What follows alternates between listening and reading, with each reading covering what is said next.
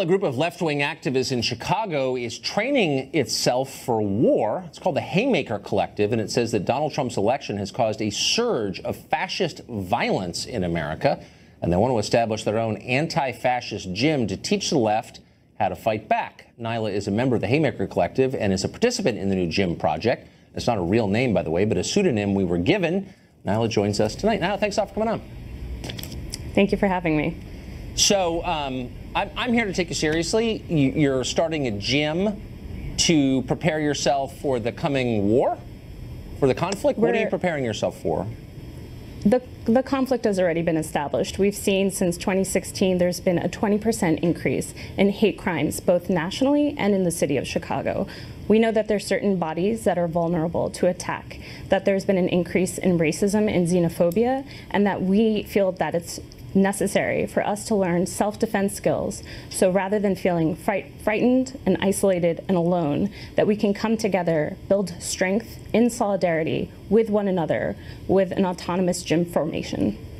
Look, I'm for free association. I'm for gyms. I'm not, I guess, against this. I just sort of wonder if your concern isn't misplaced. I mean, Chicago is a really dangerous place. I think you've had about 2,000 shootings so far just this year. I don't think any of them are perpetrated by right-wingers that I know of or Trump supporters, any of them. So maybe you've got other things to worry about.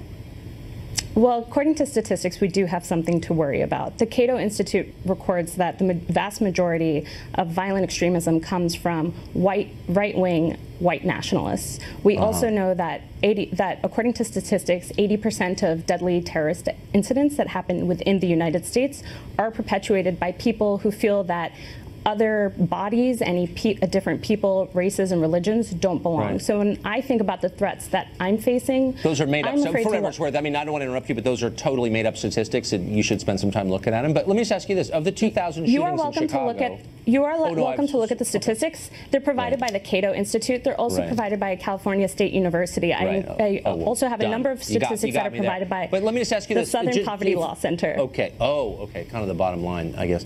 But if we could just bring it from the national to the local. You live in Chicago, which, as I just said, I think this is a correct statistic, has had about 2,000 murders just in the first 7 months, less than 7 months of the year. How many, rather shootings, how many of those 2,000 shootings were perpetrated by right-wingers, do you think?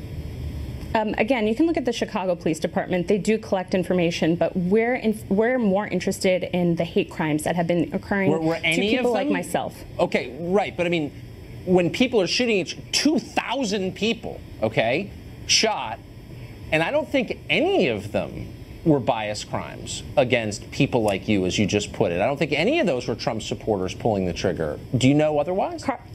Carlson, if you don't know, then I'm not going to sit here and give you statistics, but I will tell you that the stories that are making me afraid and fearful when I take the bus, when I take the bus home alone by myself on public transportation, I don't feel safe, because just May 26th in Portland on the light rail, there were 2 black women who were approached and confronted by a white man who calls himself a patriot.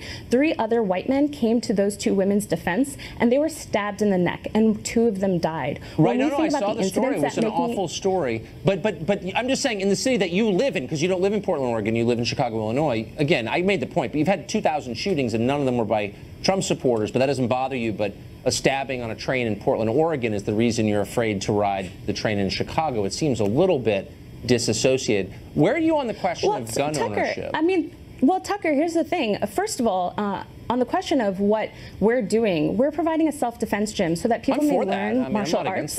Yep. So that people can learn martial arts, so people like me don't feel like they can't ride public transportation or go to their houses of worship without being harassed. I'm not a shrink or anything, but I'm just worried that your fears may be a little bit overblown. Like, you've got a terrible gang problem in Chicago, but that doesn't. Does that scare you at all? Like, if you were to go to the south side of Chicago, would you be worried about Trump supporters down there?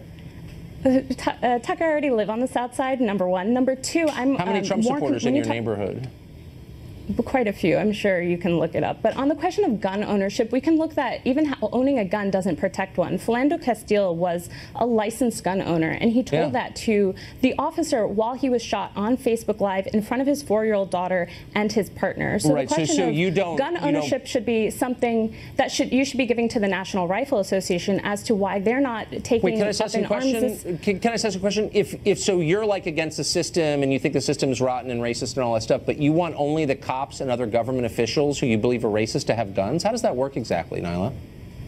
I don't understand your question. What we're saying is that so if you think America is institutionally racist, why do you think only government officials, police, National Guard, soldiers ought to have guns? I mean, why wouldn't you want a gun too?